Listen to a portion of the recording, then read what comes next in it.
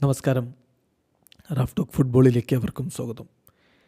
വിനിയും എംബാപ്പയും ബെല്ലിംഗ്ഹാമും പലപ്പോഴും ആ മൂവർ സംഘത്തെക്കുറിച്ചാണ് അധികവും സംസാരിക്കപ്പെടാറുള്ളത്. റയലിൻ്റെ പ്രകടനങ്ങളൊക്കെ ഉണ്ടാകുമ്പോൾ എന്നാൽ റോഡ്രിഗോയെ മറക്കാൻ പറ്റില്ല. റോഡ്രിഗോയുടെ സംഭാവന വളരെ വലുതാണ്.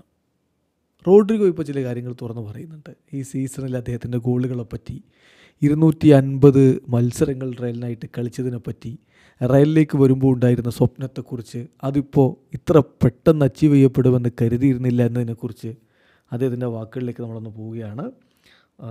റോഡ്രിഗോ പറയുന്നു, 250 മത്സരങ്ങൾ റയൽ മാഡ്രിഡിനായിട്ട് കളിക്കുക, എന്നെ സംബന്ധിച്ചിടത്തോളം അത് വളരെ വലിയൊരു കാര്യമാണ്. എൻ്റെ ഒരു സ്വപ്നം യാഥാർത്ഥ്യമായിരിക്കുകയാണ്. ഇവിടെ ഞാൻ എല്ലാ ദിവസവും കളിക്കാൻ ഇറങ്ങുന്നു. തീർച്ചയായിട്ടും കൂടുതൽ അച്ചീവ്മെൻറ്റുകളിലേക്ക് എനിക്ക് പോകണം ഈ ഒരു ജേഴ്സിയിൽ എന്നുള്ളതാണ് എൻ്റെ ലക്ഷ്യം. ഞാനിവിടെ എൻ്റെ ഗോളുകളിൽ വളരെ ഹാപ്പിയാണ്, ഈ സീസണിലെ ഗോളുകളിൽ. പക്ഷേ യാഥാർത്ഥ്യം എന്താണെന്ന് വെച്ചാൽ എനിക്കിനിയും കൂടുതൽ ഗോളുകൾ നേടണം.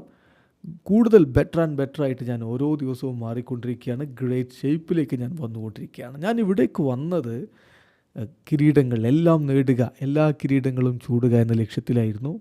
But I never imagined that I would win them so quickly. ഇത്ര പെട്ടെന്ന് അതൊക്കെ നേടുമെന്ന് ഞാൻ കരുതിയിരുന്നില്ല.